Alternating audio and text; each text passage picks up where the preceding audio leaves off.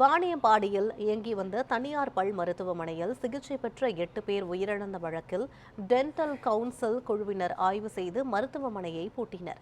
திருப்பத்தூர் மாவட்டம் வாணியம்பாடி கச்சேரி சாலையில் தனியார் பல் மருத்துவர் அறிவரசன் என்பவர் நடத்திய மருத்துவமனையில் கடந்த 2023ஆம் ஆண்டு பல் சிகிச்சை பெற்ற 8 பேர் பாக்டீரியா தொற்றால் உயிரிழந்தனர்.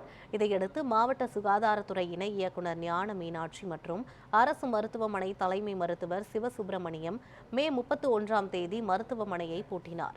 இதைத் தொடர்ந்து தமிழ்நாடு டென்டல் கவுன்சில் சார்பில் அமைக்கப்பட்ட 3 பேர் கொண்ட ஆய்வுக் குழுவினர் வருவாய் மற்றும் காவல்துறை முன்னிலையில் மருத்துவமனையை திறந்து ஆய்வு மேற்கொண்டு மீண்டும் பூட்டி வைத்தனர்.